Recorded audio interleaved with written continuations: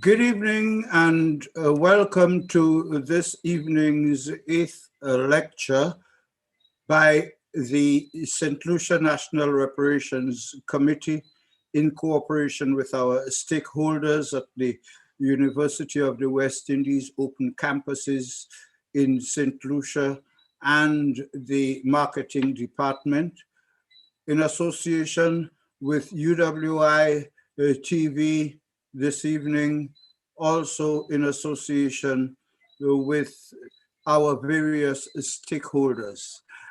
This evening, we want to welcome you to the session that we hope is going to be more of an eye-opener than an end of a discussion.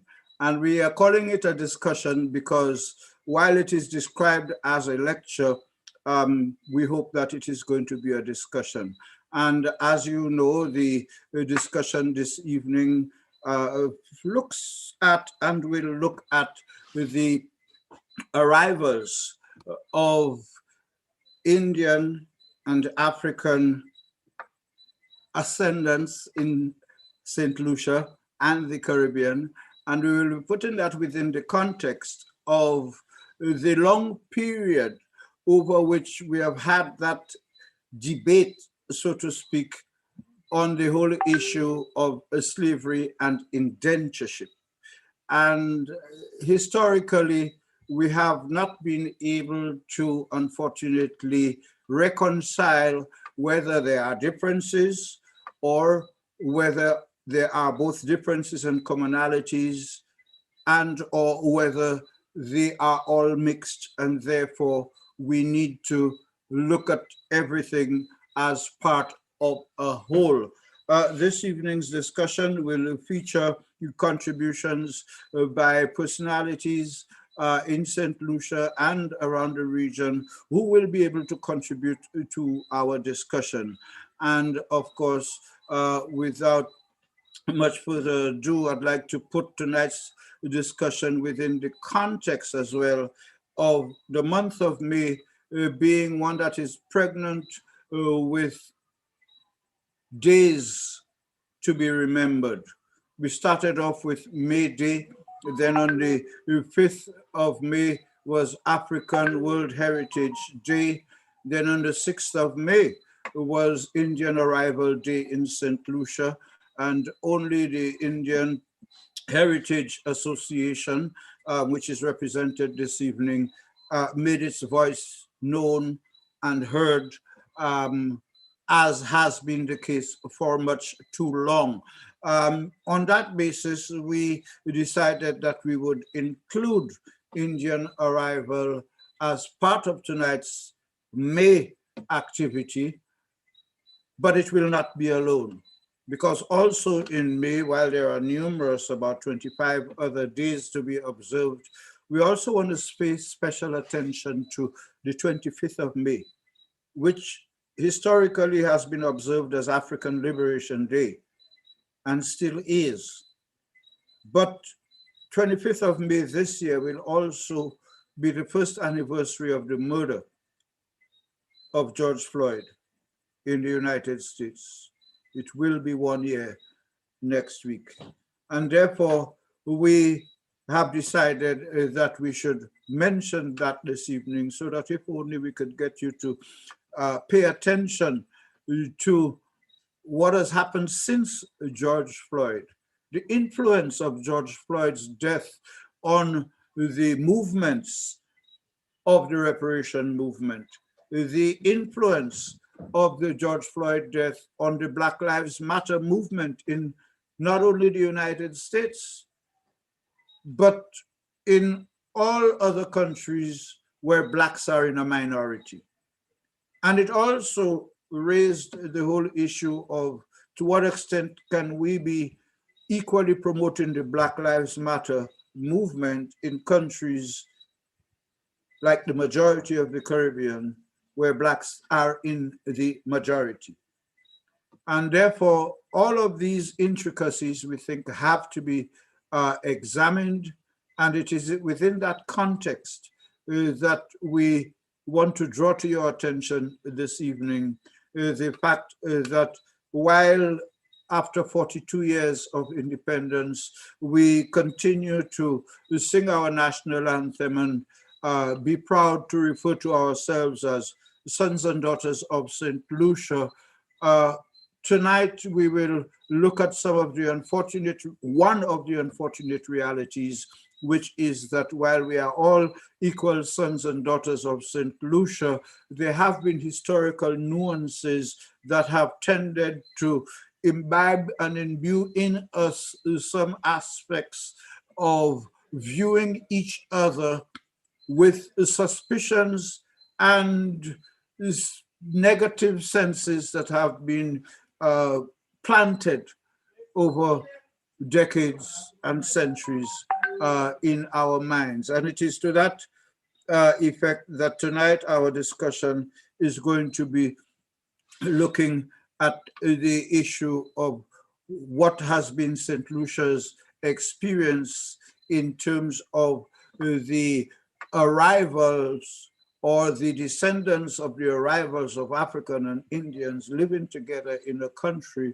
where, as part of a region where indentured laborers were not only Indians, they were Portuguese, they were Chinese, there were many other nationalities, which are also reflected in St. Lucia.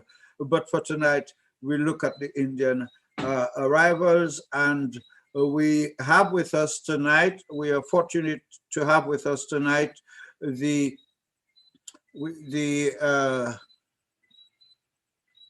president of the St. Lucia Indian Heritage Association. And it is my pleasure to invite Mr. Keith Compton to share a few words with us. But before I invite Mr. Compton, I would also like to say a few words about who he is exactly. And born in the year of 1951, to parents George Compton and Rita Girau on the island of St. Lucia in the Eastern Caribbean right here. He is the youngest son of 6 children, and they grew up on a vast working estate owned by his father. And he developed at a very young age a great appreciation for the land and all that it had to offer and the value of a family. And Mr. Compton, along with others, got together and founded this organization a few years ago. And like I said in the introduction, it has for a long time been the only voice for Indian heritage in St. Lucia. But we will also introduce you to a second voice this evening, later in the program, that many of us will not even have known existed. But we will go to Mr. Compton, and over to you, Mr. Compton. And during his presentation, we will also be able to show you at different points the emblem of the St. Lucia Indian Heritage Association. Over to you.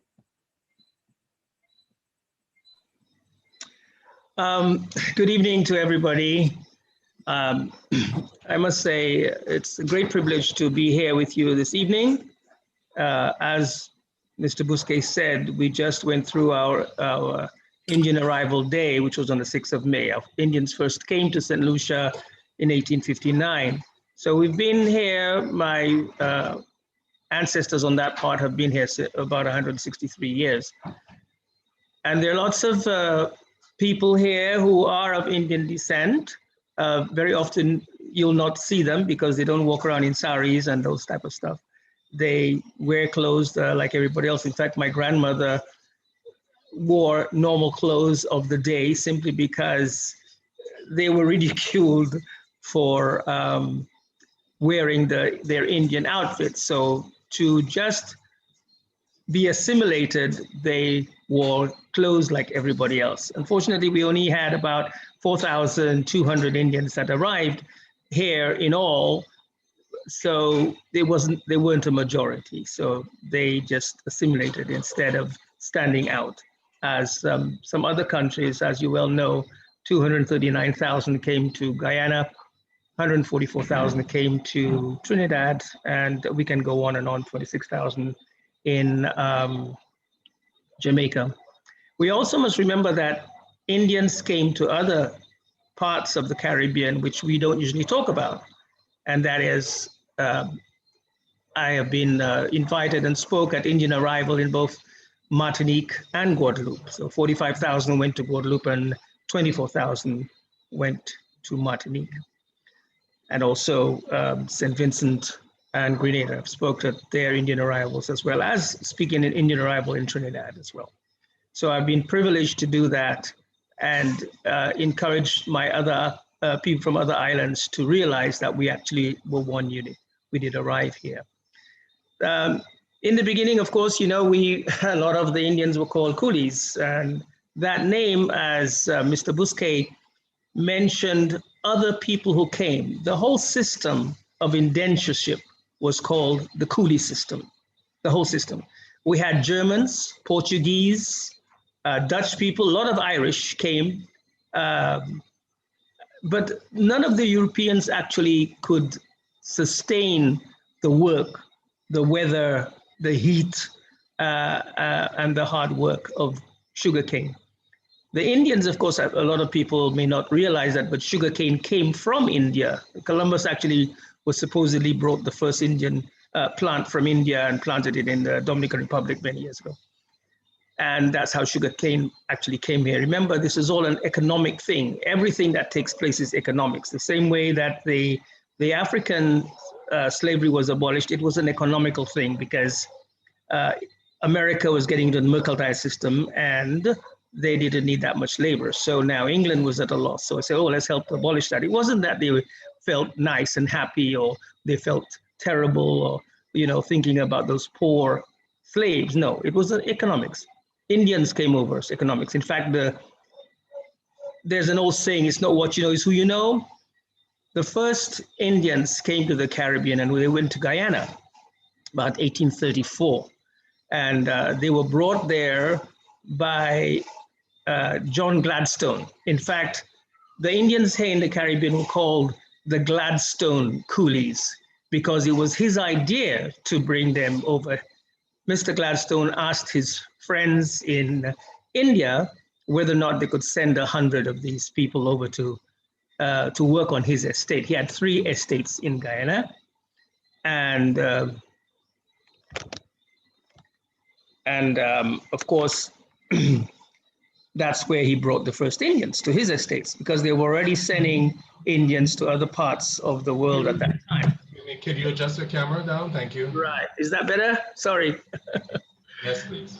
There we go. Yeah. So that is why so many Indians actually went. Some people might wonder, you know, 239,000 went to Guyana. What happened? Well, the guy had 3 estates there. And incidentally, the same person, George Gladstone's son, became the Prime Minister of England. So you see, it's all what you know to do what you're doing. So hence the workforce was brought to Guyana first and then to the other islands. That's how we all got here. It's all economics. The whole thing was economics. And of course, another thing that Mr. Bousquet mentioned was the fact that there was a little bit of, as we say in Patwe, hale casse, meaning a little bit of looking at the Negroes, looking, as they were called, looking at the Indians, the coolies, as they were called. And this was also instigated by our wonderful colonial type people to sort of cause the enmity to continue between these people. Because yeah, the African slaves really didn't want to work on the estate. I mean, would you? You'd have daily floggings, you have your skin torn off you, and all other kinds of wicked things were happening to you. Would you really want to go back and work there when you finally got liberated? Remember, there was no internet, there was no computers to say, oh, by the way, guys, you guys are free. So it took quite a while for them to find out they were eventually was free. And even when the abolition of slavery, which actually took place in Parliament 1834, it took another 7 to 8 years before they actually allowed them to be free, because they said they wouldn't know what to do with their freedom. So let's have them as apprentices. So another name, we'll use them as an apprentice for 7 to 8 years, and then we'll allow them to go free. So in that time, they were looking for other people to do the wood, which of course they found the first group from Europe, and then the last group which remained from India. So that's how this all came about, the Indians coming here to work. So they caused this enmity, said, hey, look, these guys have come over to take your job. Look at that, you know. Of course, the Africans who are now free, they had nowhere to go, nothing to do, because you couldn't stay on their estate, which they were, that's where they lived before. They were just let loose, so to speak, out there as animals out in the fields, not given anything. So some of them, of course, did go back to work, and the enmity took place, like, hey, these guys are taking your work. So actually, very often you had Indians working alongside with the freed people, the freed Negroes. So you had the same thing going on, and then of course you had the jeering and all this kind of stuff. Now, another thing that was mentioned is women. I remembered watching the narrative that Sherian Singh said, and it was mentioned about mostly men. Of course, that's what they wanted, was the men to work the estates. So then they found out, wait a minute, we better bring a couple of women in. So actually what went was about 25 women to 100 men. That was the rule of the thumb as to what they came up to. So that's how some of the women came over later because of that estate. Another thing I needed to mention to you also was a lot of things were taking place in India at the time, which caused a lot of Indians to leave. At that time, you had Indians fighting back against the Indian Raj, which was controlling India. And there was this heavy fighting going on in the areas of the Uttar Pradesh and Western Bihar. There was a lot of fighting against the English, which was the English Raj. So of course, they were trying to get rid of those people as best they can. And of course, a lot of those people were trying to run away and escape. And of course, on the other side, you had the deceit that was taking place where you just make the quotas, because quotas had to be made. I was very fortunate to do what I can call the full circle. I left St. Lucia a few years ago and went back to India. I spent about 6 weeks and actually went into the area where the ships were berthed, where they took my ancestors from India to the Caribbean off the Hooghly River, the Garden Reach area, and walked through the buildings where our ancestors would have walked through, stood on the piers, and sat where the ships were tied to the port. It was quite an event, actually. I was allowed to go into this area, which is a restricted area now. It's in a military zone, so I had to have permission to go in there. So I sort of went back to see the beginnings from there to here.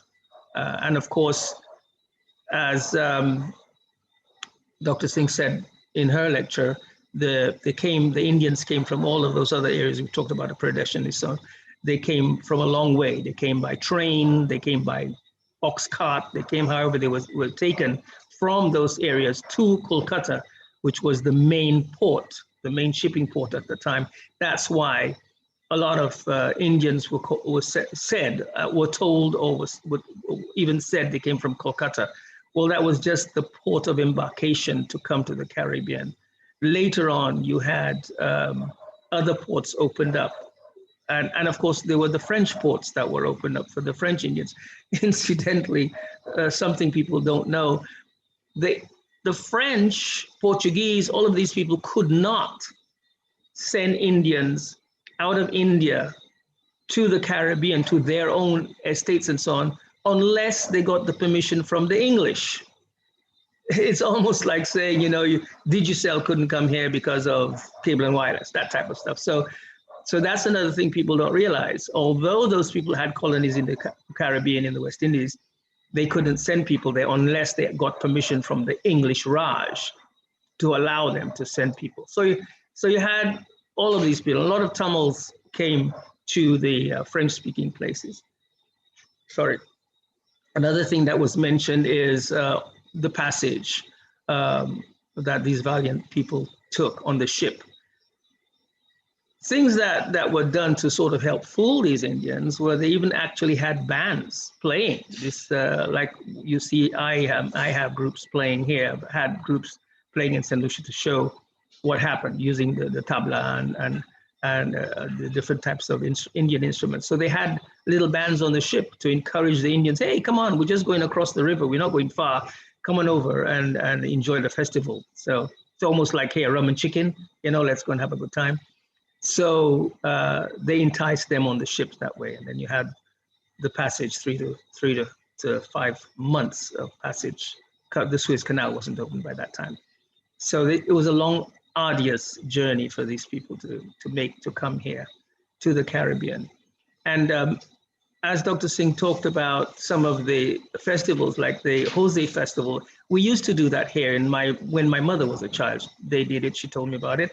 And the thing she mentioned was going to the sea. Well, going to the sea connected the Indians to India because they looked at the sea as the river Ganges, Ganja as they called it, not the one you smoke. And so they would go to the sea to feel connected to India. And so many ceremonies actually took place. My mother said they would go from Forestier, which was an Indian village area, and go down every year down to Vieux Fort and do their festivals down there, the Indian festivals, and it would take a few days. So they did all of those types of stuff with the people mixing together. They, as you well know, Auger was mentioned as another place where a lot of Indians were stayed, and of course they made these little enclaves near the estates. You have to remember, St. Lucia had many estates at the time. People only remember Roseau and cul-de-sac, but you had about, I think it was 160 different estates in St. Lucia that produced sugar. So there were different enclaves all over the island.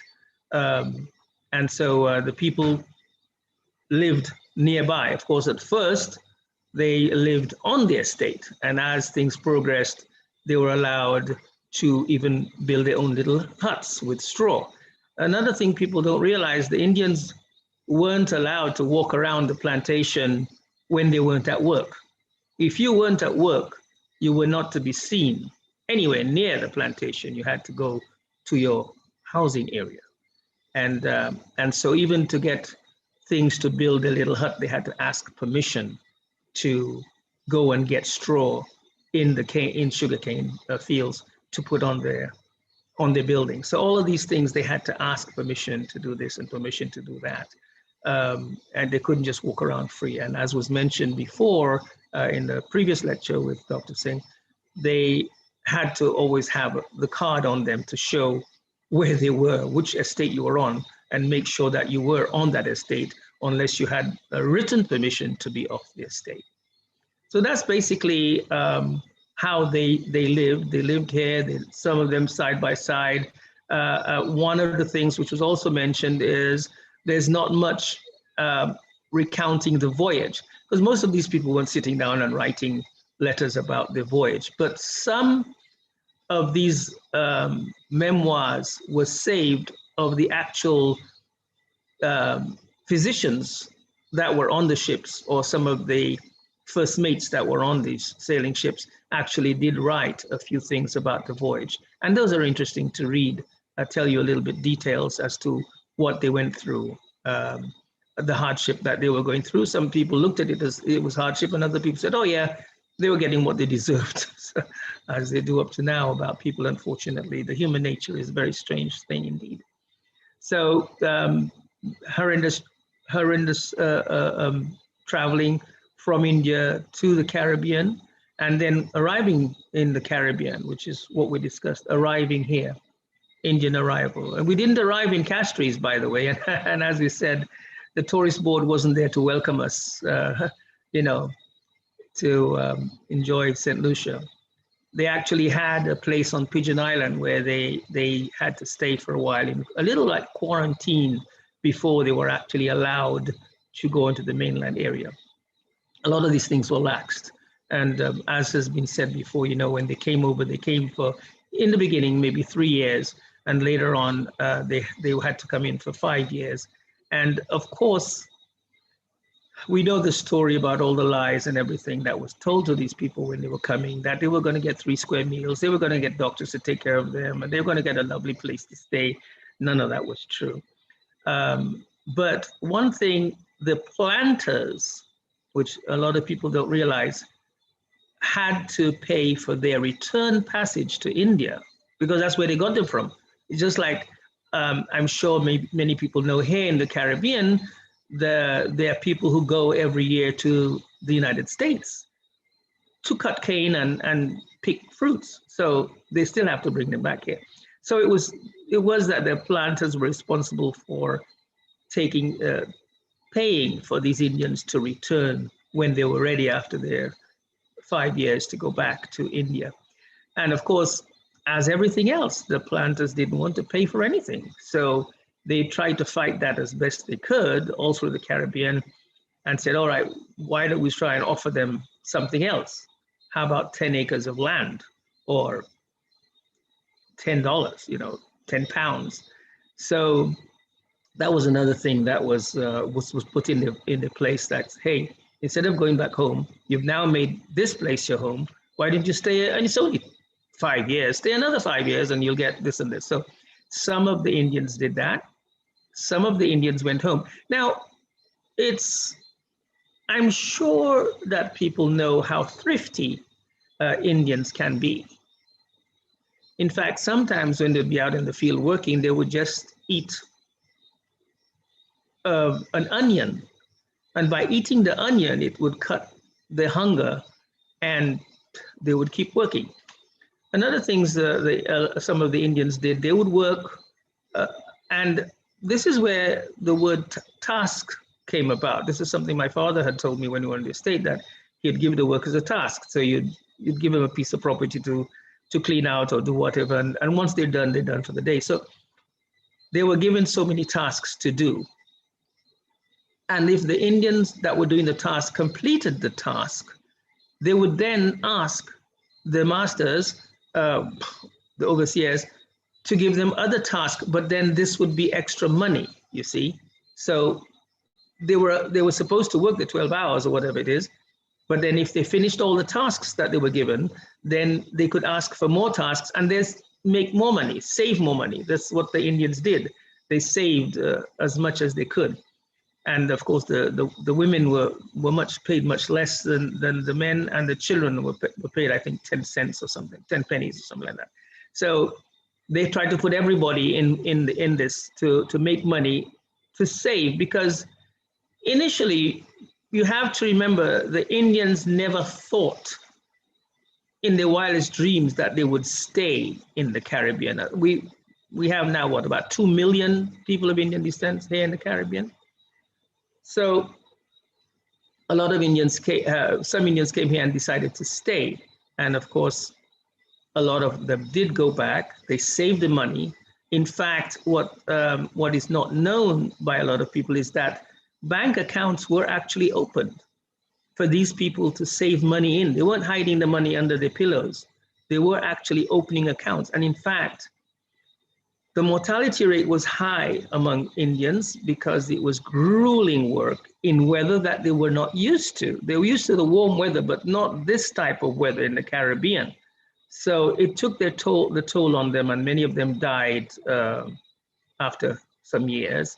And they died, and that money was still in their account. So whatever happened to that money, I have no idea. But quite a few of them were able to save money and go home with money in their pockets, not going home broke, as seemed to have been said by some people. That wasn't always the case.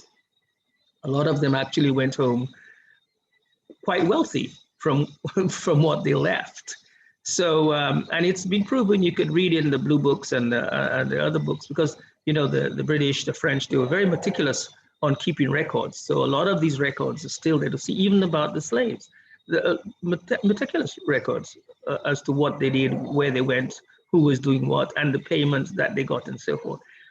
So some of these people saved money and went back. And then when they went back, of course, it's almost like now you leave St. Lucia and you go overseas, and then you come back to St. Lucia, and then you remember, my God, it was so fantastic over there in New York. Let me go back to New York or wherever. So a lot of the Indians who came and worked here and who after their tenure here went back to India, some of them came back. A lot of them actually came back to work here. And then, of course, they were able to get the free land. And what land was it? A lot of the land they were given was old swamp land, things that nobody else would want. But guess what? The Indians knew how to plant rice and other things which needed water. So they thrived on this kind of stuff. Whereas the overseers thought, oh yeah, we'll give them that bog land. They're not going to be able to do anything with it. Well, they did a lot with it. And a lot of them who were carers of cattle, goats or sheep or cows, of course, they took their money and went ahead and bought these items. That's why you find a lot of Indians to this day in most of the islands own a lot of land, because they believed very much so in buying land and saving every penny that they can. I have a little joke that I give, and I'm not sure. But the thing is, we think about an Indian. If an Indian was to go to a garage to buy a vehicle, I always ask my audience, what type of vehicle do you think the Indian would buy? So do you think he would buy a nice sporty, the latest car? No. The Indian would buy a truck, because with the truck, he could carry the things that he needs for the farming. He could actually also work with the truck for his neighbors if they want things carried, or he can even carry the neighbors in the truck. So he was buying a truck for him to be able to go places, but he was also thinking of it of a means of economy, making some money. So that's what the Indian would normally buy. They would buy a truck so that they could work with it. So that's what we've known a lot of Indians that, oh, they have an old truck. Well, they know what they were doing with the truck. Buy their stuff to carry all the goods and carry your goods as well. So that's the one joke I give. So anyhow, with the Indians living here and trying to make a living here as best they could, again, some things they did, I can tell you, was they would work until they couldn't work anymore, and then they would have to go to the infirmary. As we know, many of these places had what was considered, I don't know if you could consider it a hospital, a place for these people to go and have care. So they'd work themselves to almost death and then go to these hospitals and stay in these hospitals and fatten up, because they're not well, they couldn't work. So they'd be in there and they'd get a little care, taking care of food and stuff. And then when they put a little bit more fat on their body, then they'd go back off to work again. So that was another way of going out there and making the most of your time and your abilities, making money and utilizing your time to its fullest. The other thing is to think of later on, as they progressed, they would ask the owners of the estate if they could have a little piece of property, a little piece of land where they could plant, because remember, a lot of these people were vegetarians, so they could plant some little crops. They could plant stuff like rice and greens, different types of greens, not the same greens you and I know of. They're called differently. So they would be able to plant some greens and other vegetables and stuff, so they could subsidize their food of what they wasn't getting that much of. So they were very thrifty in that way, and they were able to survive and become who we are to today. So that was one of the things that they did. I hope I'm not taking too much time here speaking. Um, Well, nobody you is. can start summing up. You can start summing up for us. I didn't want to hog all the time. I knew I could speak all night, but yes. So this is what happened. Our Indian brethren, we came here about 163 years ago, under a lot of dire conditions. Some of the conditions were freely coming, and some of the conditions were not freely coming here. And we were coming into the unknown. We didn't know what we were coming into. I would say that they were great explorers, or great adventurers to come here and create a life that we now can inherit from all of their hard work. Thank you for your time. And thank you, Mr. Keith Compton. And of course, we surely would not have been disappointed if we had the time to let you go all night. And part of our presentation tonight would have been a bit of what Dr. Singh presented at the last lecture for schools. That is also a parallel lecture sponsored by the St. Lucia National Reparations Committee with the cooperation of the Center for Reparations Research in Jamaica, as well as the Ministry of Education in St. Lucia, other ministries of education in other CARICOM countries, because remember, folks, what we are doing here is participating in a CARICOM project. The St. Lucia National Reparations Committee is a member or a member entity of the CARICOM Reparations Commission.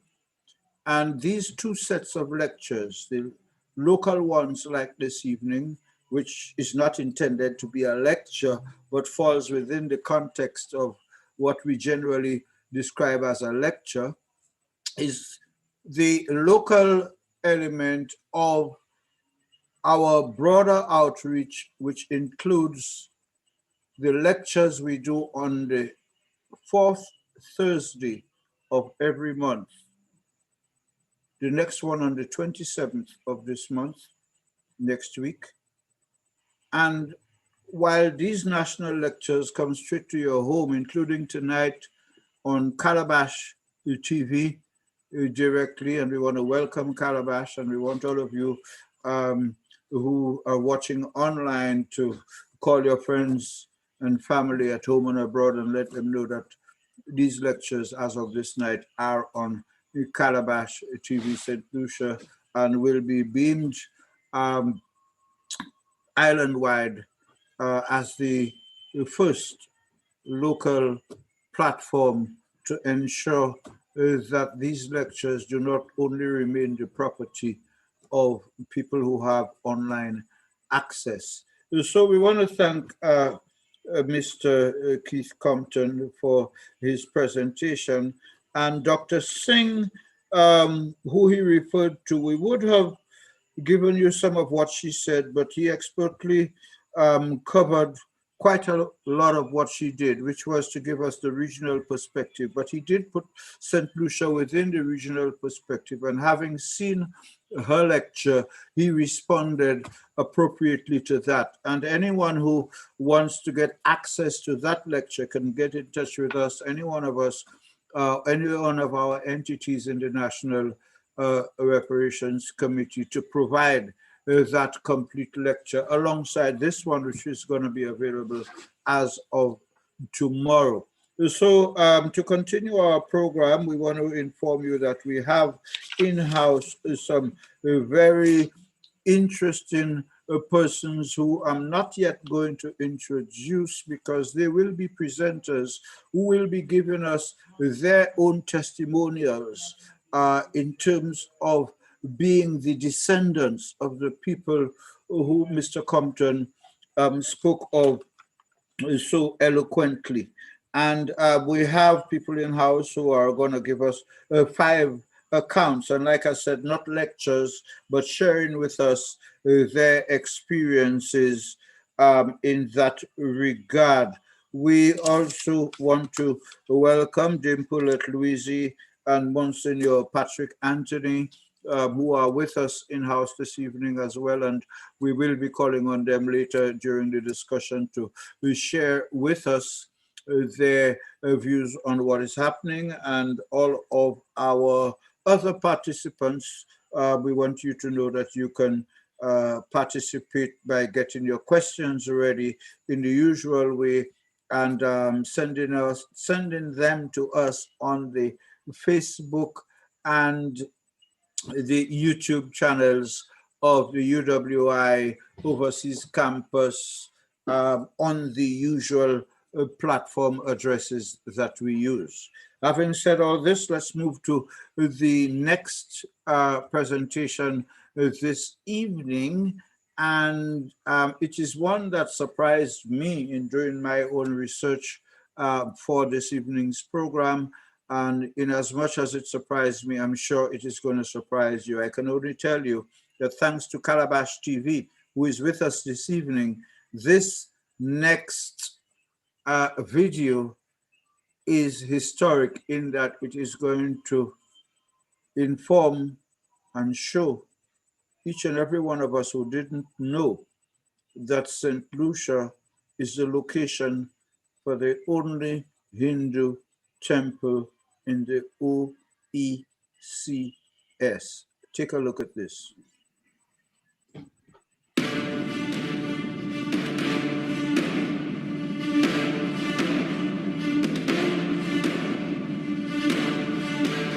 Tonight we celebrate Indian culture ahead of Creole Heritage Month.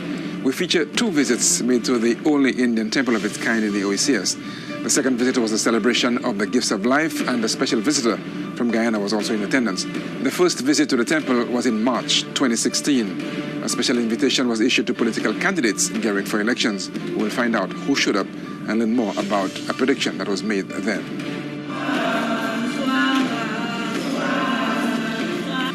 This is Calabash Community, and tonight we are featuring 2 visits made to an Indian temple in Fort Coley, Blanchard-Deriso.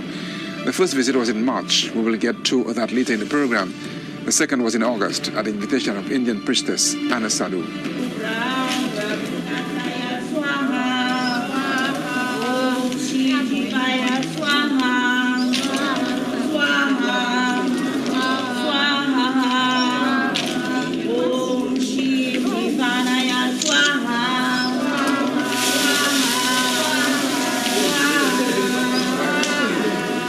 Hare Krishna.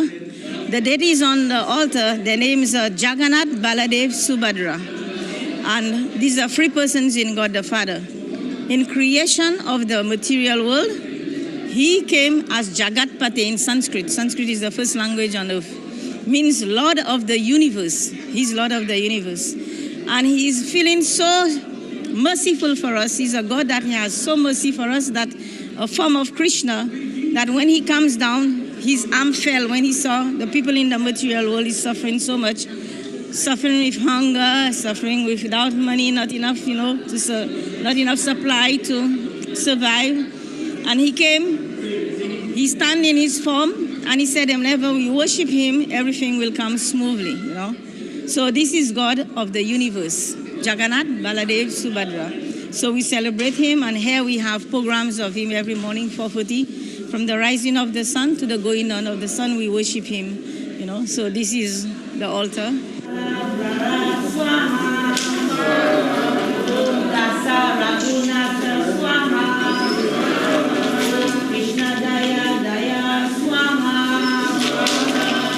What happened here today? Today, we had a fire jagya, which is a sacrifice of fire. At a present moment, when Krishna came 5,000 years ago, he killed many demons on the planet, That's the time he came to kill demons and establish religious principles back again. Because in certain time, in the time of kings, they break down the religious principles that was there. So he came and established it in Bhagavad Gita, which is called Sanatan Dham. Sanatan Dham means eternal religion of the soul. It's a religion which it tells, God the Father is telling us about how our soul within is, what's the mechanical sign of us within, both material and spiritual, how to conduct ourselves in material life and how to be in the spiritual life also. And what we did here today is that we offer him every single thing that he offered to us, he gave us. When we born, we came in this material world. We find there is trees, there is fruits, vegetables, seeds, grains. So then we had to take it because we were born with the two-handed just like him. There is this there, right there, Krishna. Two-hand form, human form like us. This form is the highest form in the whole universe, this two-handed form.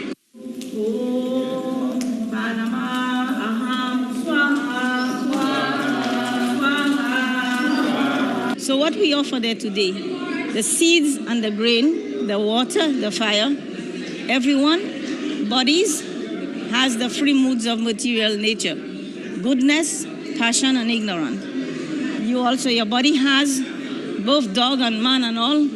They are created with the element of water, earth, fire, air. You know, all our body has this, is made out of this.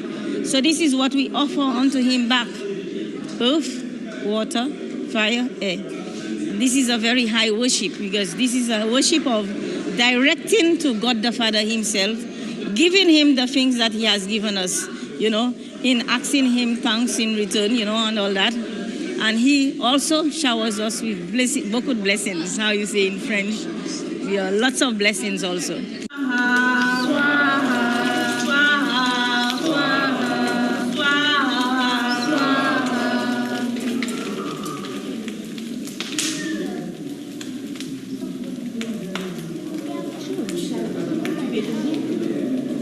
This Yajna ceremony, I, Mandakini Devidasi, as an sadhu. I am the one doing it in St. Lucia as a Vanapastra, which representing St. Lucia, St. Vincent, Guadeloupe, Martinique, and Dominica. So in this ceremony, we don't have Vanapastra in the West Indies than the only one, you know. So I'm trying my best to instruct and establish this Sanatan Dham to the people's soul, you know, so that they may get the understanding to be God conscious. Because we are very materially conscious.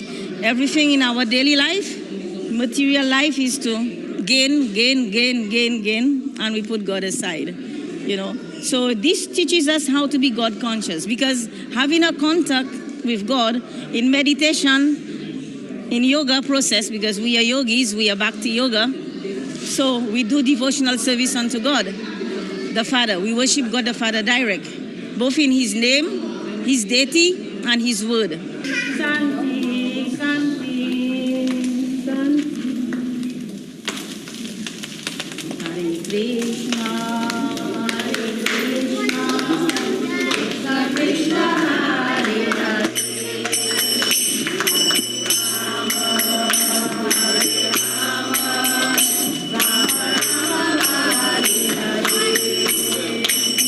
And we meditate on him also by chanting his holy name. We chant Hare Krishna, Krishna Krishna, Hare Hare. Hare Rama, Rama Rama, Hare Hare. Krishna means Christ in English. In Greek is Christa, and go down to Latin, and then the French will say Quis, the English will say Christ, the Spanish will say Christos, you know. All nations will call that same Christ a different pronunciation.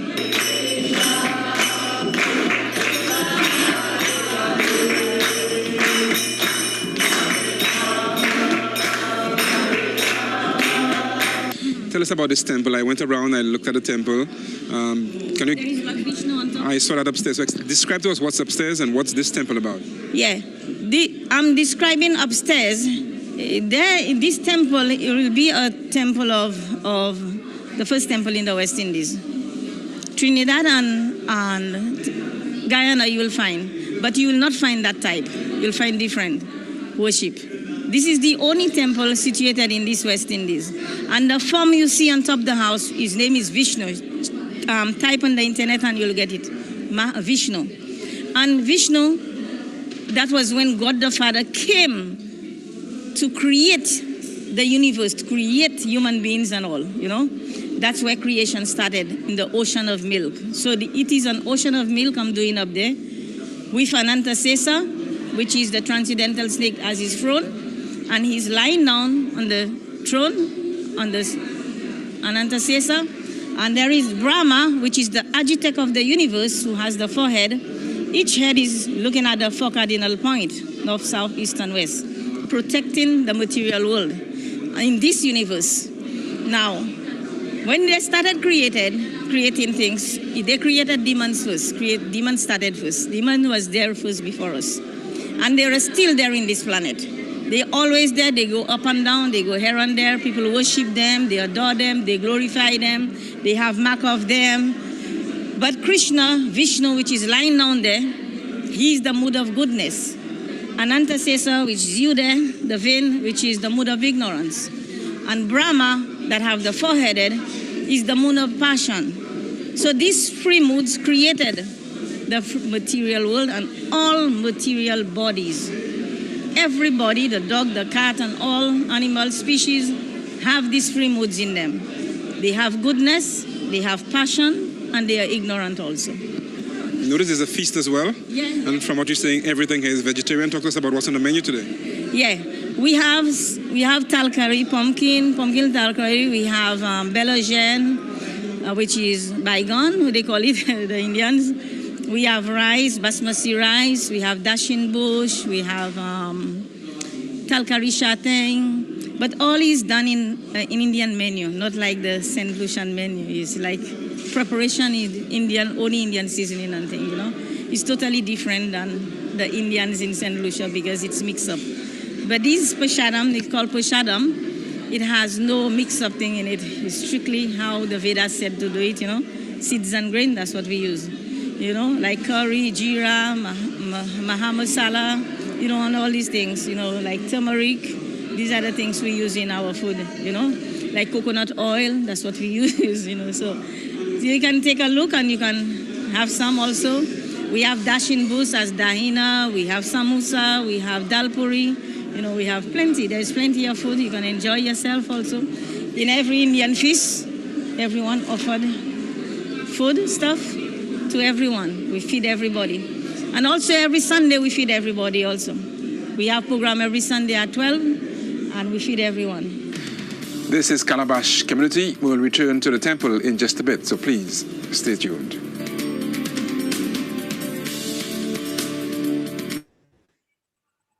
Yes, folks, the first part is enough for tonight to give you that shock treatment of letting you know what has been happening here, what continues to happen here every morning, and what continues to happen here every Sunday at midday. And clearly, what we have been able to do tonight between what Mr. Compton has presented and what you have just seen from Priestess Sadhu about the only temple of its type in these West Indies, unlike those that are in Trinidad and Guyana, where the Muslim religion,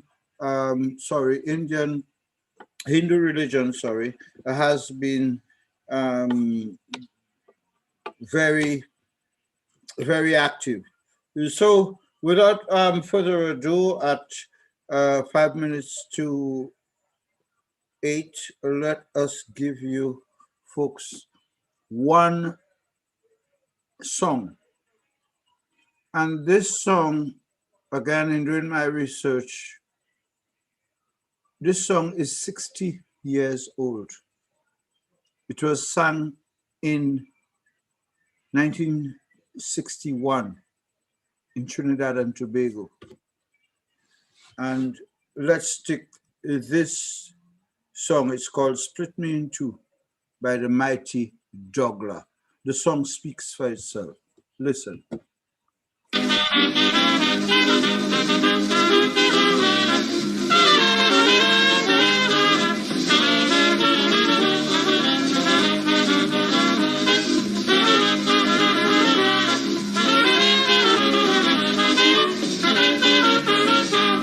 us suppose they pass a law, they don't want people living here anymore.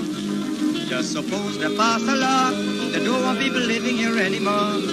Everybody got to find their country according to your race originally. What a confusion I would cause in the place. They might have to shoot me in space because they're sending Indians to India, and the Negroes back to Africa. Can somebody please just tell me where they're sending for me? I am neither one nor the other, 6 or 1, half a dozen of the other. If they're serious about sending back people for true, they're got to split me in two.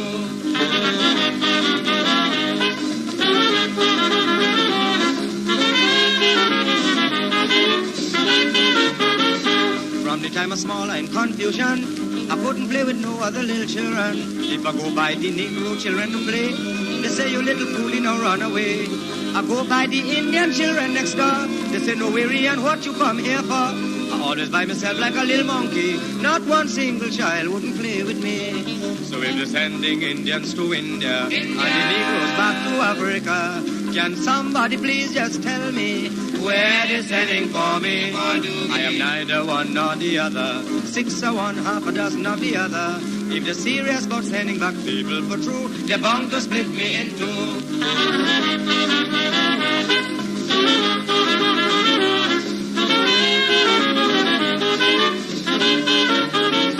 Hear what happened to me recently. I'm going down Jogi Road walking peacefully. Some Indians and Negroes rioting. For me didn't know not a single thing. But as I enter in the holding trace, an Indian man cocked me straight in my face. I ran by the Negroes to get rescued. Look a coolie and them start beating me too. So if they're sending Indians to India, and the Negroes back to Africa, can somebody please just tell me where they're sending for me? I am neither one nor the other, 6 or 1, half a dozen of the other. If they're serious about sending back people for true, they're bound to split me in two.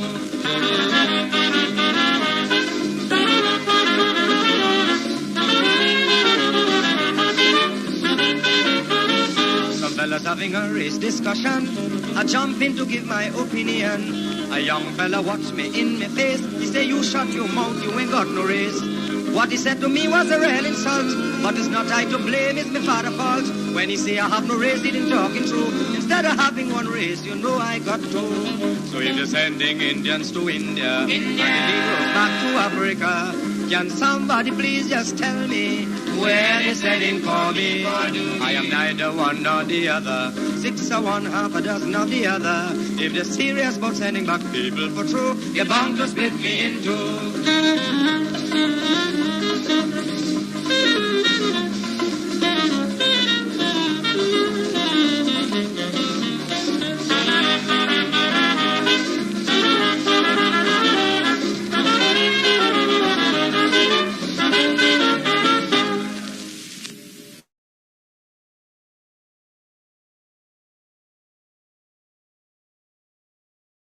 Yes, folks, and I mean, you can imagine that song is 60 years old. I'm only 5 years older than it. And what it brings to us is the fact that the issues that Douglas faced back then continue to haunt people of East Indian descent in some CARICOM countries 60 years later in the same way, in new and different forms.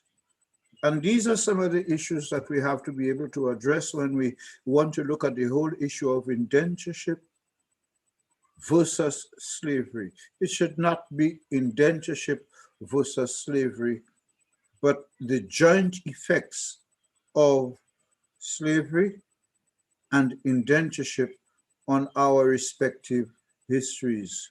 And we have at least 5 presenters this evening who will share with us their own experiences growing up in St. Lucia without being split in two. But before we do that, we do have some promos that we would like to share with you to keep you up to date with what's happening here, there, and everywhere. We'll start off with our neighbors in St. Vincent and the Grenadines, where following the earthquake, there have been efforts to ensure that the rest of CARICOM and the OECS can contribute. So this is the first promo that examines and shows the human displacement impact. 20,000 people displaced. You look at 8,000 staying with family and friends, 12,000 evacuated to shelters, 5,000 in country shelter capacity, and 7,000 additional country shelter capacity was needed. Now, this promo is about 2 weeks old. Look at this other one.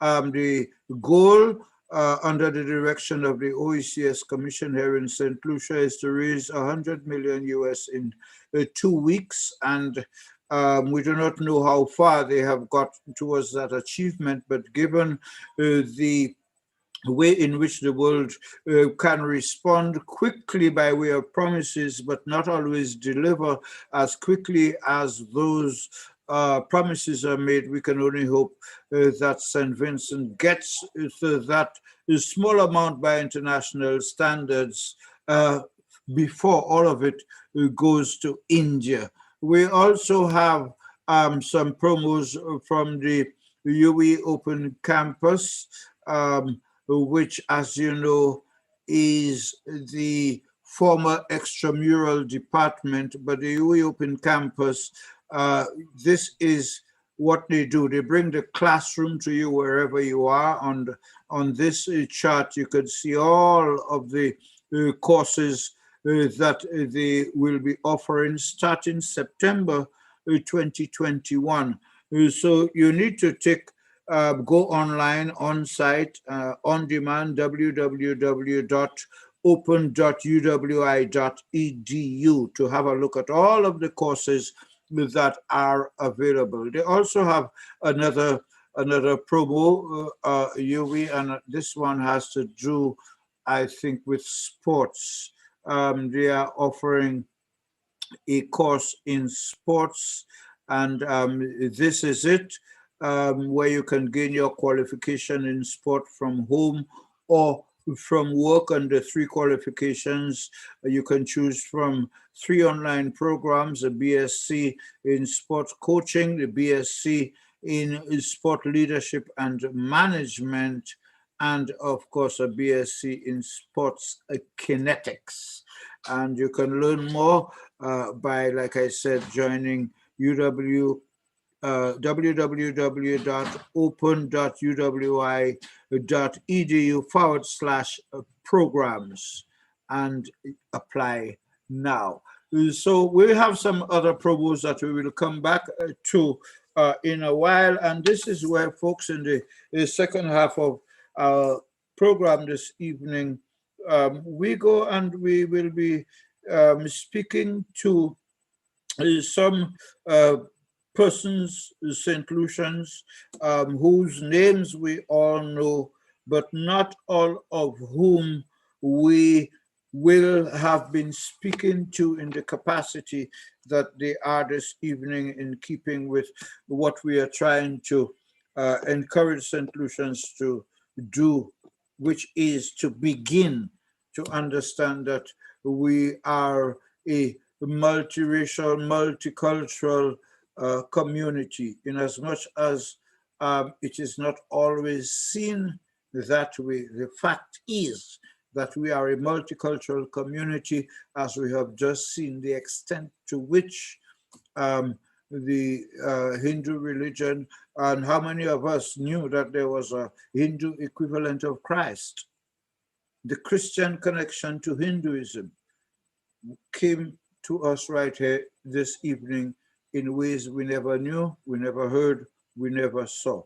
So we have with us this evening a number of St. Lucians. Like I said, we heard from Mr. Keith Compton, but also this evening with us is Honorable Ambassador Dr. June Suma, also Ms. Janet Caro, Ms. Margot Thomas, and Mr. Chester Williams. And all of those people, like I said, we would know them in their individual capacities. Dr. Suma, a diplomat, Margot Thomas, Mrs. Thomas, as the head of the St. Lucia National Archives, the one who's responsible for ensuring that our history is preserved.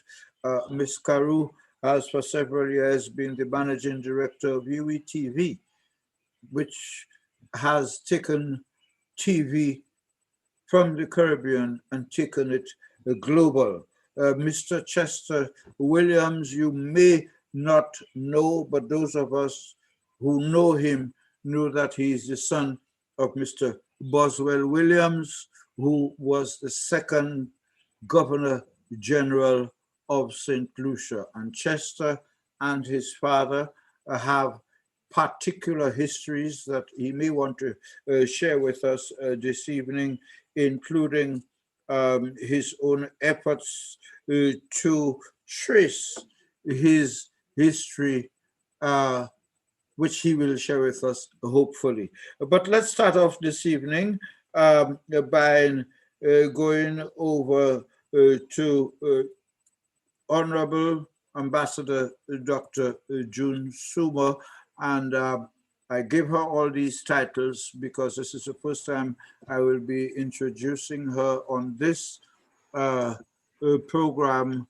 lecture program as the Honorable Doctor, she having won St. Lucia's highest Independence National Award in February, the St. Lucia Cross, which entitles her to be referred to as Honorable June Suma. Welcome, Honorable Suma.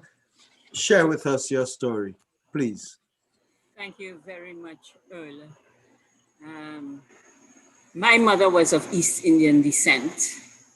My grandfather having come straight from India. And for me, I am documenting in a book my journey with identity, race, and mobility as I moved as a child through school and up to this point, also as a female. So one of the things that I became very aware of growing up was the fact that I was of mixed heritage. I came from two different ethnic backgrounds. And I was aware of it because of the fact that growing up in Mondidor, I was referred to, and my brothers and sisters and I were referred to as the coolie woman's child. And that's the first chapter in my book, Coolie Woman's Child, and where I explore the issue of my mother and how she raised us, etc. So that first chapter in my book is really a tribute to my mother. But then I started to go through life and started to move and started to realize different things about my identity and how people try to define me. And the first thing after Coolie Woman's Child, the next chapter after Coolie Woman's Child, is half Indian. So then I moved from being the Coolie Woman's Child to being a half Indian. Mind you, nobody ever called me half Black. And I am very conscious of that. And I would move on to being called by a young man from Trinidad who was of East Indian descent, to being called the Black girl with all the hair. And from there, I would move to the US and be called for the first time nigger, and how I react to that.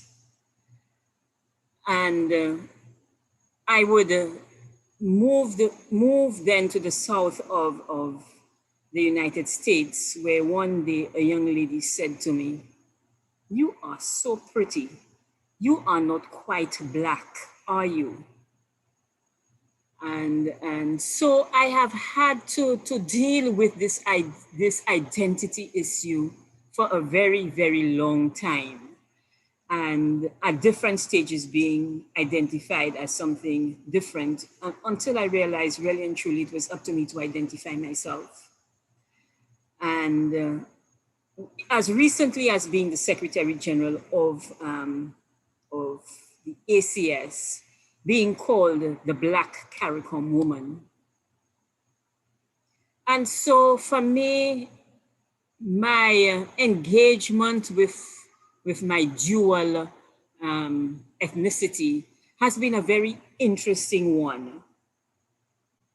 Because then, like Mr. Compton said, it comes to the point where you have to really and truly decide where you lie. And I didn't know until one day, I didn't articulate it until one day when I was doing a lecture at the University of the West Indies Open Campus on the Magna Carta and the role of the Magna Carta in the development of democracy.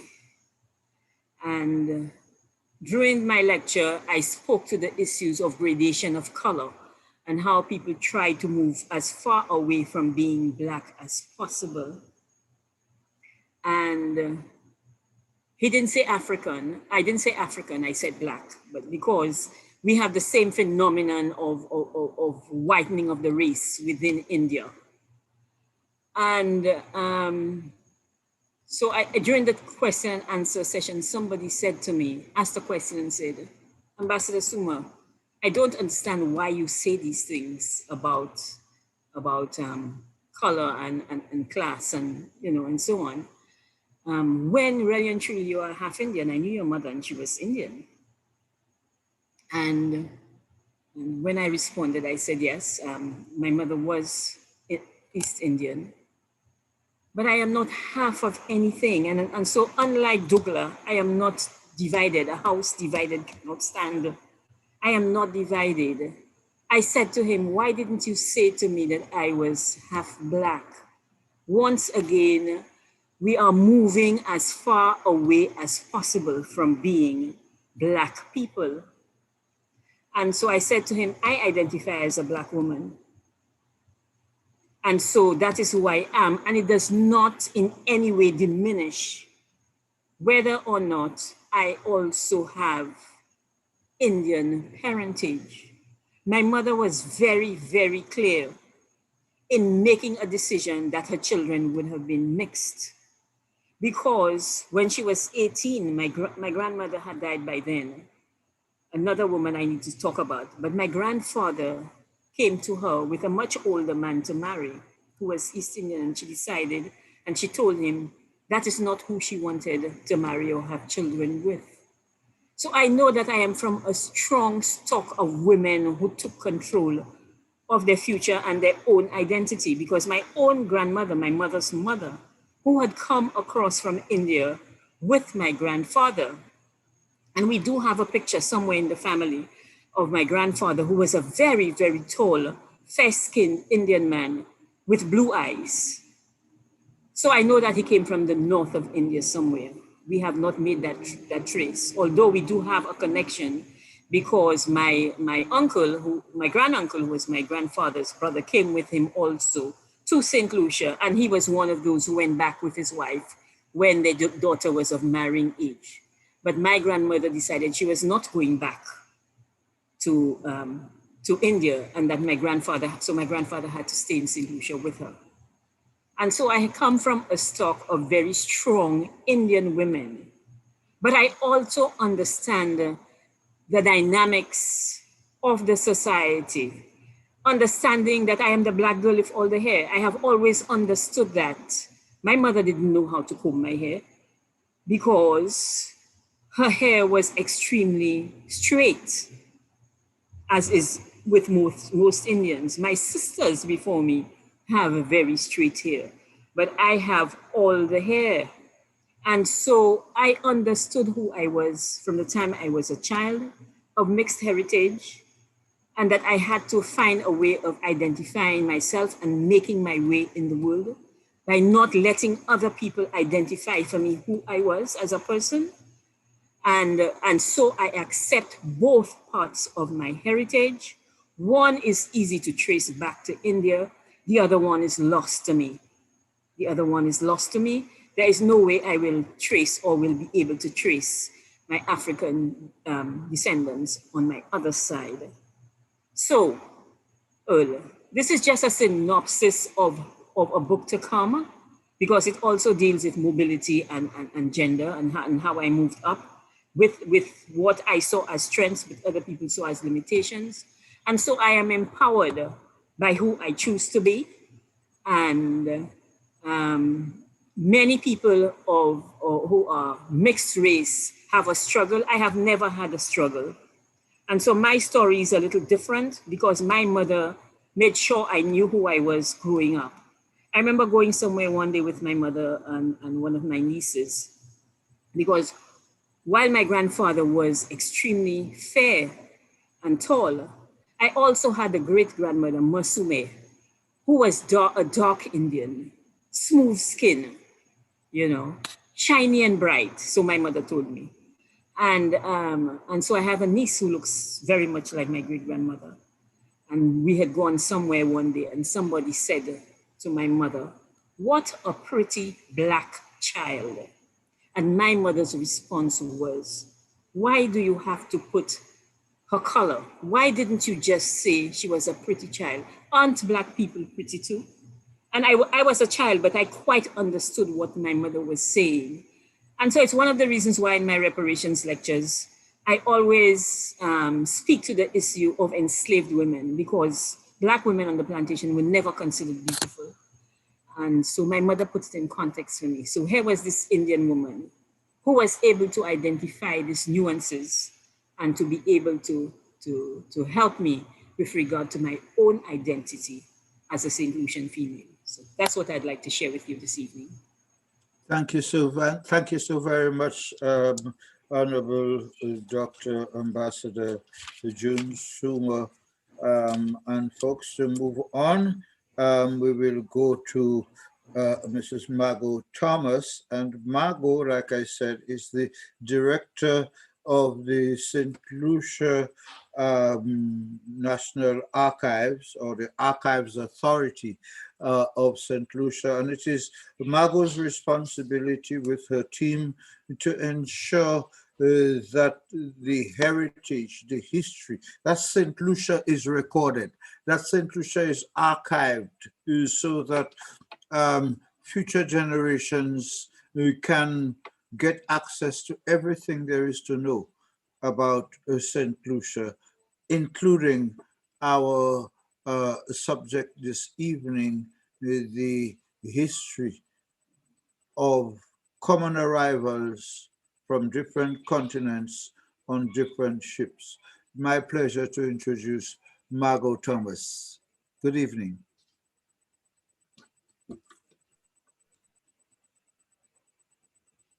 Hello. Yes, you are with us. We can hear you. Okay. It's a pleasure being here. And I must say, that it took me by surprise. However, I would like to tell you and our other listeners and participants that at the archives, we are trying our best to ensure that the genealogies of our peoples are preserved.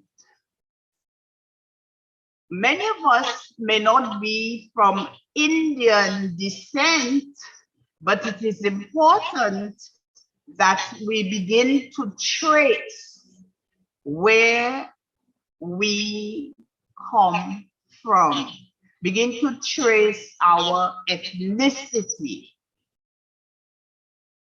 We have set up a genealogical department at the National Archives, and we see it as our primary duty to help our people trace their descendants. For example, when I look at where I come from,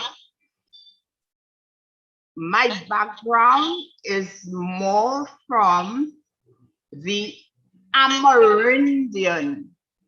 My grandfather came from South America, and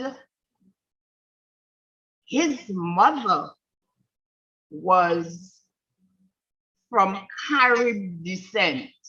They now call them Calilingos, but we used to say Carib descent. And there are many stories in my family. This is a reflection of what has happened in other families. For example, and I was just explaining to my son 2 days ago, my father was born to a particular gentleman who saw my grandmother on a plantation. She was raised by nuns in Choiseul, and he bedded her, and she gave birth. She was just about 17, and she gave birth to a male child. He was white, so the child could not carry his name, his surname. So that child was given his first name as his surname. And I've been trying to do the research on this. And this particular occurrence is not unique to us. There are other individuals who had the same experience, you know? So, for example, his name, the individual's name was Raymond Longueville. He had a plantation and so on. And when he had my father, he called him Philip Anderson Raymond. And that's how he got the Raymond. But it was his father's first name that became his surname. You know, so there are a lot of these anomalies when we look at our names, and when you trace the names that we have to document so people can understand exactly how we have developed as a people. So the lecture was interesting from Mr. Compton, and June, as usual, was at her best, but I'm just adding my little 2 pence, and I want to assure our people that we'll continue to document so that our history could be full. Another anomaly we have noticed is that when it comes to names, our Catholic priests, they did a good job. Yes, Father, but there are some errors that were made along the way. And I'll give you an example. I was doing some research for a particular family. And what occurred was that sometimes when the priest wrote the names, you find that instead of writing the surname, they would write the first name. A particular family, all the children, I'm giving an example, all the children are Ogis. However, one child ended up with Joseph as the surname, which actually should have been his first name. You know, so we have different examples of errors and other things occurring, but it is up to us to do the research, write up what has happened through the years, so we will understand what errors were made and how we could bring those to the attention of our people who are trying to trace their history. Thank you, Earl. And thank you, Margot, for your very interesting contribution. And again, like we said at the beginning, we are a multicultural, multiracial community of people from everywhere. And your identification with our first people, the so-called Amerindians, our first people, every island had first people who were disturbed when the Europeans arrived in 1492 and thereafter. Our next presenter is Janet Caro. Janet is a St. Lucian with a long history in the telecommunication industry. He started off with Floyd, before it was Lime, and when I suspect it was Cable and Wireless, but nonetheless, she's better known as the managing director of UE TV Global, which is a platform of a Caribbean platform for the world. However, this evening, she will be speaking to us in another capacity as Janet Caro of Indian Heritage in St. Lucia. Over to you, Janet.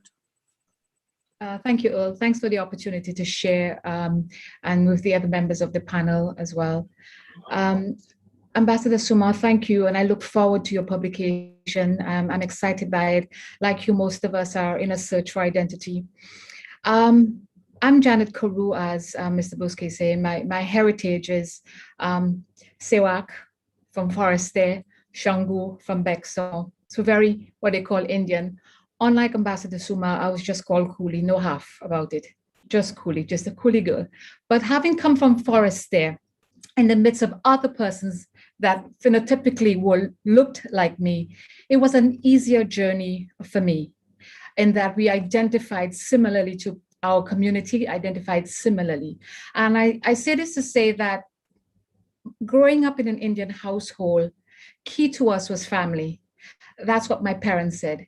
Key to us is always family and continuity and ensuring that the next generation will do better. So when I speak of family, I speak of my extended family, my brother and his kids as my family, immediate. I think of it that way, so that they have to do better than we did. My niece and my nephew have to excel beyond. And so listening to Mr. Compton speak about an Indian family going in and making a purchase of a practical vehicle like a truck, that I can associate with. I saw that from my parents. I saw them growing up that way. And, interesting enough, listening to Ambassador Suma, I would say my mom would be exactly what her makeup is. So my mom, her mother is Indian, I would say, an uninterrupted Indian line, but her father is half white, half black, whichever way you put it. And so they would call her Shabin. So my mother was a Shabin and my father a dark Indian. But just like June said, I was never called half black. I was just called Indian. And so that search for identity and that search as well as feeling like a minority growing up in a country, I felt that as well. I felt that, the jokes that they made about Indian women, the way we looked and so on, it was something that we had to live with. But I took to heart the things that was special about being Indian, as in the family closeness. I recall, and both my parents, God rest their soul, have passed, there wasn't anything that they would do as a family that wouldn't be shared with us. So we always knew what was happening. But unfortunately, they lost their parents very young, so there was not much to pass on. So I really look forward to working with Margot to see how I can trace back aspects of my own family that we have lost. And along the lines of the way names are spelled, I should say to you, my father is the second to last in his family. The eldest brothers, the Caro is spelled Carew. And the younger brothers are Caroo. So there we are searching now, almost a split that he's not, the relation is almost gone because it's spelled differently. And we see that as well when we look to Guyana and you look to Trinidad, the ways that the names are spelled are also different. And because we were faced, Margot, with the French influence, we end up with that swap of first name, last name, but also where double O's got changed over to W's, for example. And so we're always in search. But I think I will end by saying, like Ambassador Suma said, I'm from a stock of strong Indian and Black people, from a very strong stock of a Shabin woman, if that's how we call it at home, and a dark Indian man. And it makes me who I am. It makes me a Caribbean woman who identifies as being Black. Thank you, Mr. Bousquet, and thank you all. And thank you, Janet. You have added to the discussion this evening in a way that is consistent with what we've been hearing, but also brought its own personal style, its own personal experience, its own personal delivery, its own personal story. Two of the other persons we have this evening, I might tell you that Mr. Chester Williams had a competing event and he had to leave us before his turn arrived. But like I said, Chester Williams is the son of Boswell Williams, and one of the realities about his experience is that he's been trying to find out at what point in his family line did the original name change from whatever it was to Williams. And that continues to be one of his continuing battles, among others, having to do with preservation of Boswell Williams's legacy. Like I said, he was the second Governor General of St. Lucia after independence, and his history is one that I will not say is hidden, it just has not yet been exposed. And when it is, we will all continue to be proud of who he was and what his legacy continues to be. We also have with us, like I said earlier, Dame Paulette Louisy and Monsignor Dr. Patrick Anthony, and they are among our very reliable stakeholders who tune into everything we're doing, because not only because of what they do in terms of Dame Paulette being the chair of the Nobel Laureates Festival Commission, and Monsignor Anthony being the Monsignor who is responsible for, or should I say, who takes to us every weekend the word in ways and means that others don't. Online, through his Power Thoughts, and using the platforms that have not always been associated with the church, like TikTok, Instagram, etc. And again, what we see here is the manifestation of how change is the most common constant. So let us hear from, hopefully, Dame Poulet and Monsignor Anthony in terms of how they have seen this evening's discussion and what are the possibilities of us really encouraging this to be not just a discussion in a lecture series, but something that we need to look at beyond tonight and in a continuous way, and to remember whenever we sing the national anthem, Sons and Daughters of Saint Lucia. Ladies first, let's go to the Dame. Dame Perlette. Yes, good evening, and let me apologize.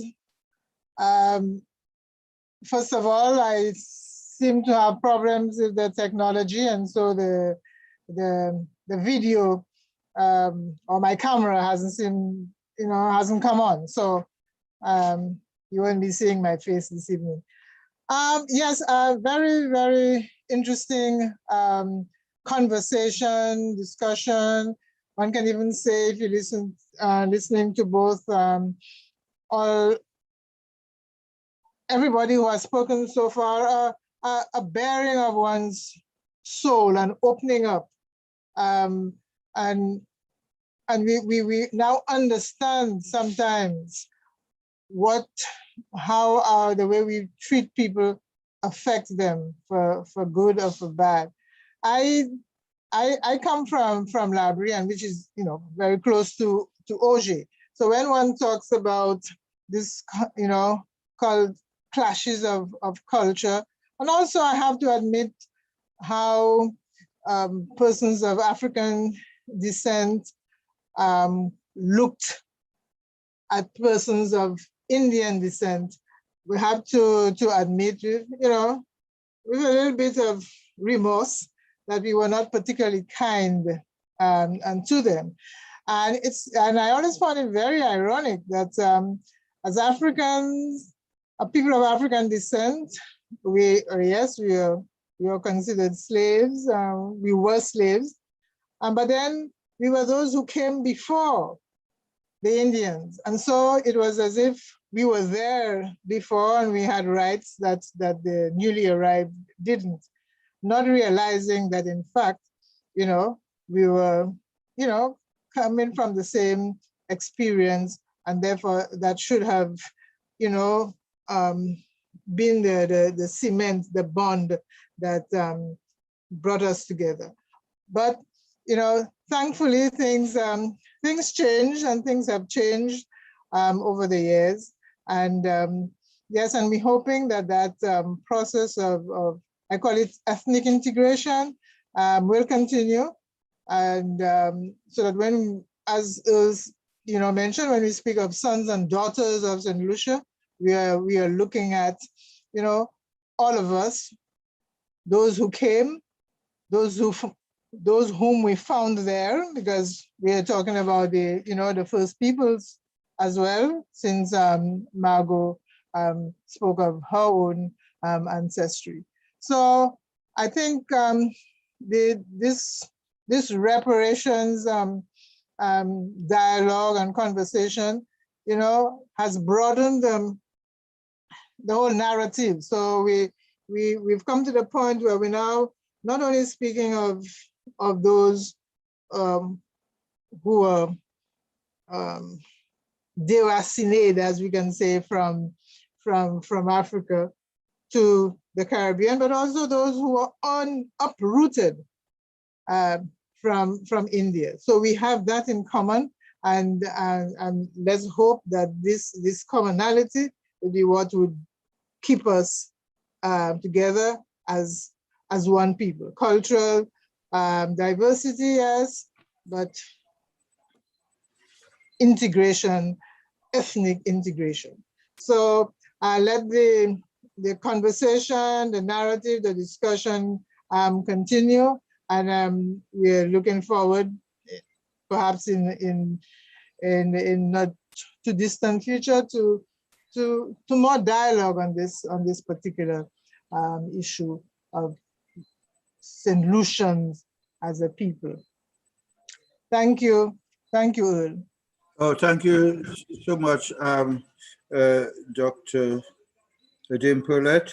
And we now go to Monsignor Dr. Patrick Anthony, who, like I said, has always been present to not just lend us his blessings, but also to participate and to bring the perspective of someone who has witnessed over the decades the continuing unfolding of the various processes of our respective common struggles. Monsignor Anthony. Good evening, good evening, listeners and viewers. It is really satisfying to witness what we saw tonight. It is very powerful, very, very powerful. June and Janet and Keith, and really this aspect of St. Lucianness, understanding the diversity of our experiences, but somehow finding the commonality in our experiences. That is what enriches us.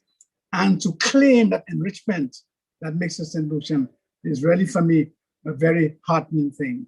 The quest of identity, St. Lucia, who are we as St. Lucians? And embracing all aspects of our identity.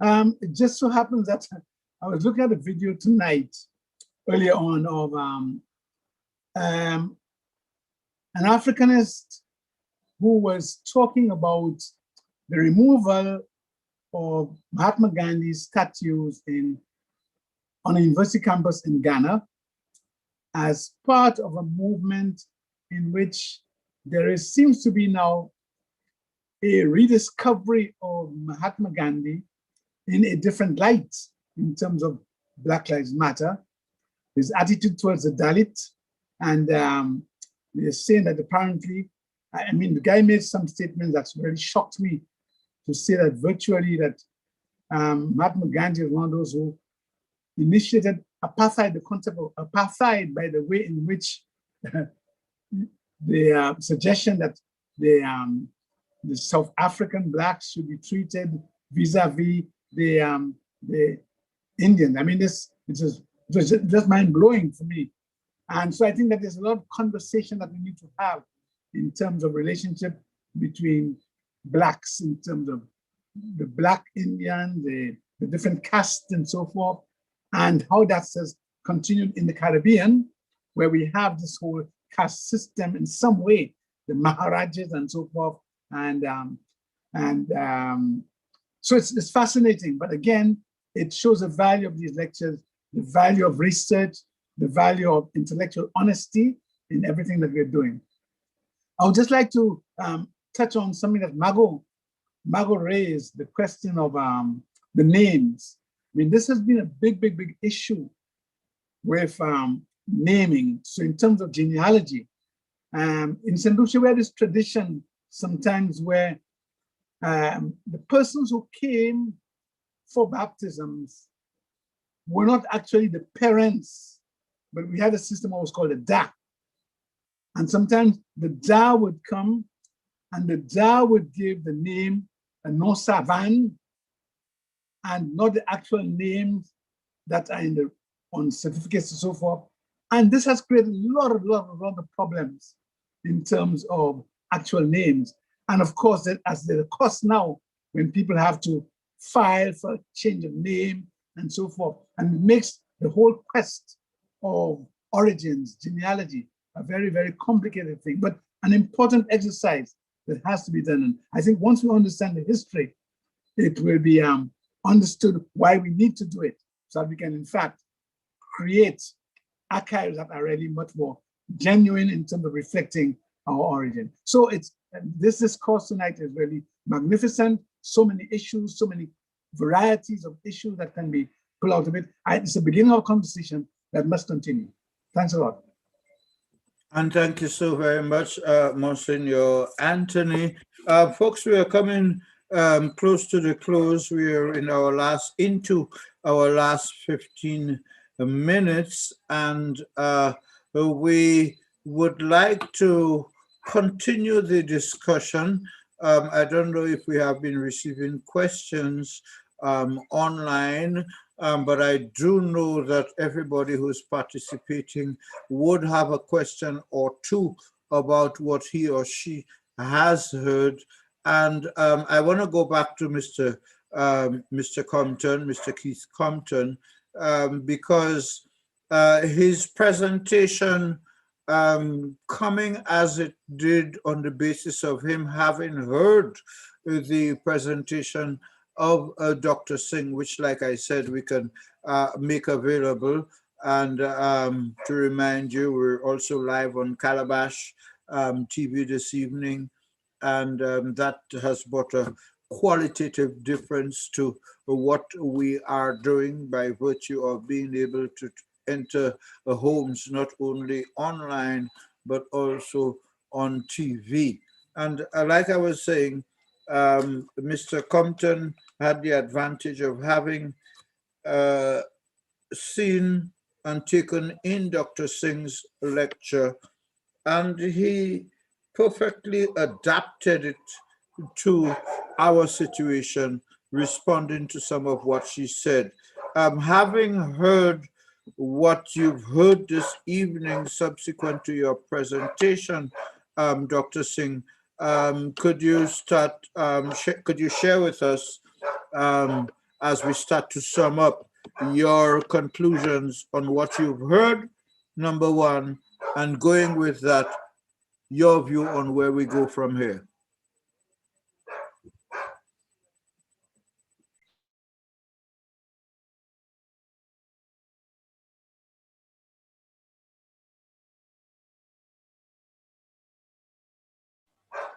Is Mr. Compton with us? Oh, yes. Yes, I am. Yes, certainly.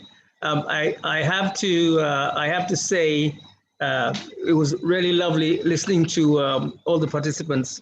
And as you said, I also spoke briefly about Dr. Singh's lecture.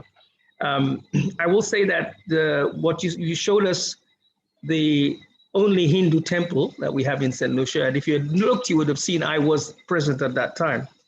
With her, very often I visit Anna as a guest to speak.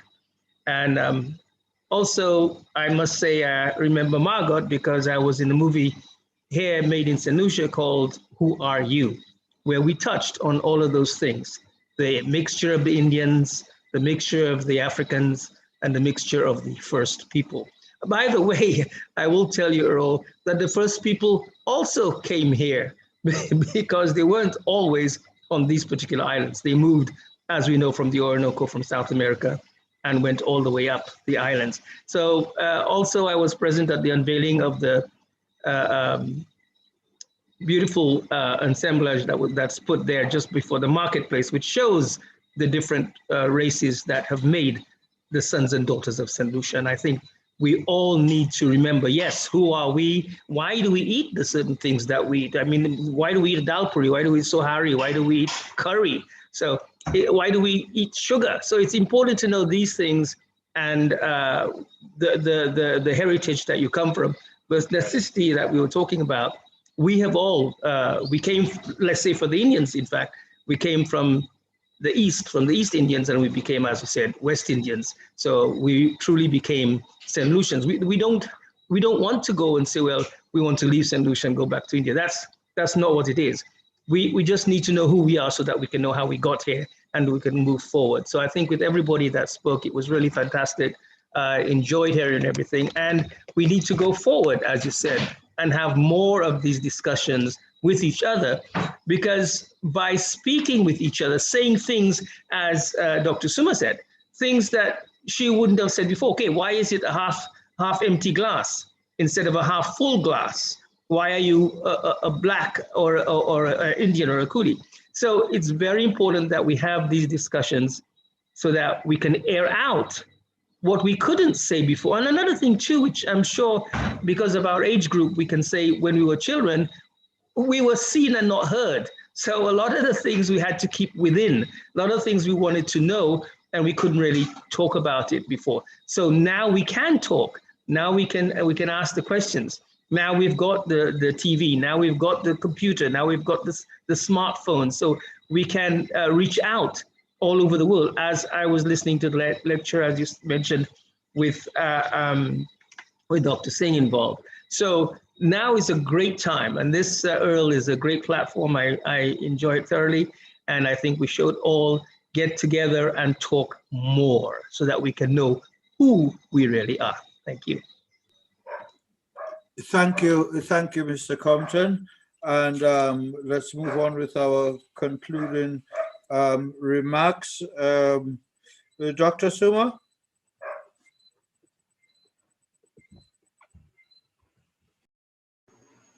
Thank you, Earl. I too would like to thank everyone for the story shared. I think that when I did the presentation on Indigenous people, I said that it is time for us to get out of our comfort zone and speak about the difficult things that we need to engage in as a nation. I was speaking directly with regard to the issue of Indigenous people and the fact that we continue to marginalize them. But I think that for me, what I took out of this evening is that we have many, many stories that we need to document.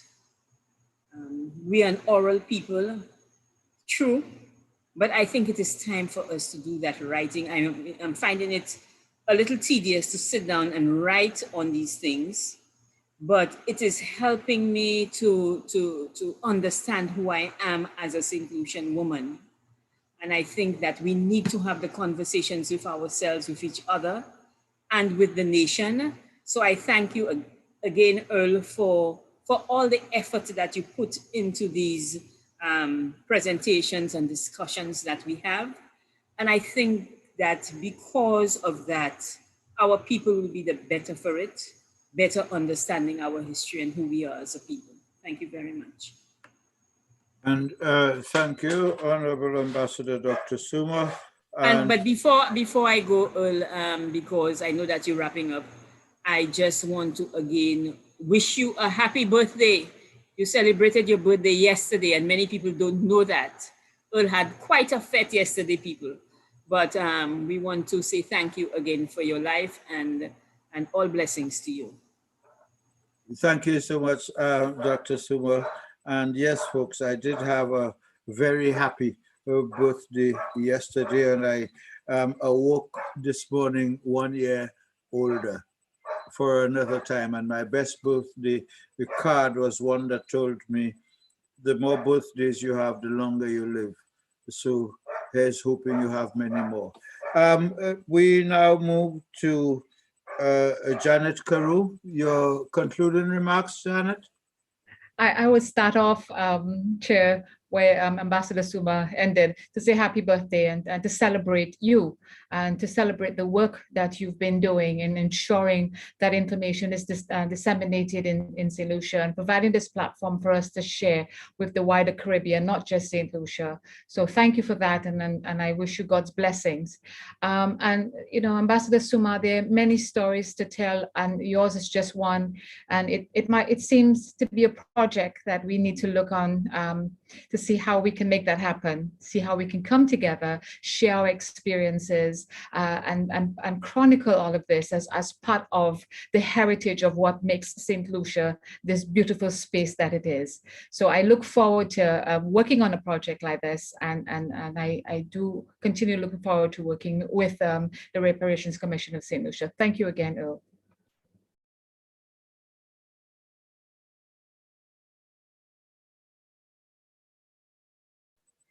Yes, thank you so very much, folks. We are getting, thank you so very much. We are getting to that point where we have to sum up, and in delivering the usual vote of thanks, I want to thank everybody who has tuned with us. I want to thank David Foster and the team at UWI Open Campus Marketing and Communications Department in Barbados. I also want to thank especially Kevin George and the team at the UWI Open Campus in St. Lucia. I want to thank each and every one of you who've spoken this evening, who have made this an experience that we will remember. Mr. Compton, Dr. Suma, Margot Thomas, Janet Caro, Dame Paulette Louise, Monsignor Anthony, and of course, she's not there with us, but she's there with us in spirit this evening, Priestess Anna Sadhu, who we have been able to learn tonight has been able to do as much as she has done to take and carry and preserve Indian heritage to the stage that she has. And it is only left for me also to say that it really was a pleasure putting this activity together like we intended. It was never meant to be a lecture, but a discussion on where we go from here, with the discussion on from whence we cometh, from where we came as one St. Lucian people comprising of different parts from different parts, but all common to this rock with equal rights as every other to our common home. On Thursday next week, the 27th of May, we will be hosting the next regional reparations and history lecture to schools. And that will look at tracing the history of trade unionism over the years from 1938 to present, and the contribution of trade unionism to who we are today. And our two presenters will be Mr. David Abdullah of Trinidad and Tobago, a long-standing trade unionist who has been not only an educator and leader, but also a senator, and is a leading industrial relations advisor to the government and private sector in Trinidad and Tobago. And he will be accompanied by none other than Mr. George Goddard of St. Lucia, who, like Mr. Abdullah, had a long trade union history.